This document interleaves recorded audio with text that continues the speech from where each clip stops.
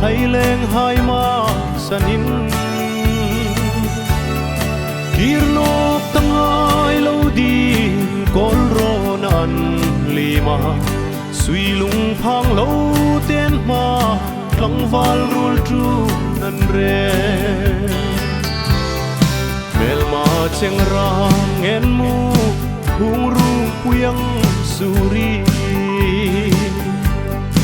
tang zo lovin mo val ru nan fam ta chu nung ti nga mi se mang ver ther ngien mu le ya famin chang el ding hi kan phal thei lul noi mi khang hoi sen sal tha olal sim len num son ngai lo val francis lal zar le ram nei lin lal thanei robat lal lun lo Joseph lal di tung phim lin ku le Henry lal sang le Elvis lal ro ui rul nei sa nam ta ding in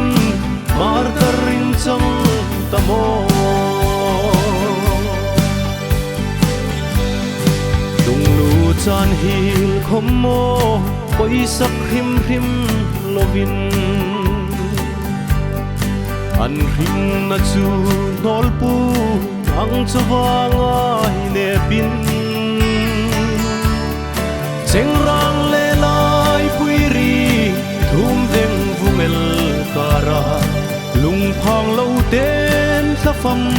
dai ri ling chang ta chu mi khang hoi sen sal tha olal sim len nung son ngai lo val francis lal zar le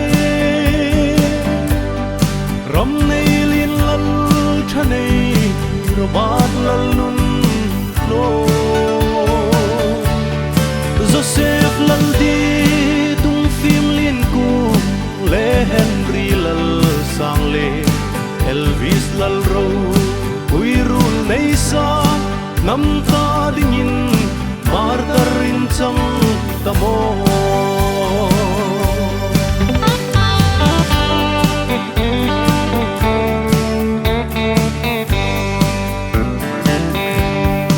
zalam pui si ra so nang sakru ngan za tam san tut lom ngai ha sakru ngalo ni sim mar sak le langa mar na zaleng rul hai lim zai vor thei lovin sen na vang kan trapi in hai dit lai o saphang trap ron ri le in pom lai di de ha trap lai in zo ri le sal travel rum ri hang va na ur deli vandum pol ri kara sar puyen za rui mi khang hoi sen sal tra olal sim len nung son ngai lo val francis lal zar le ram nei lin lal thanei robat lal lun lo Joseph lal di tung phim lin ku le Henry lal sang le Elvis lal ro ui rul nei sa nam ta ding in Marta rin chang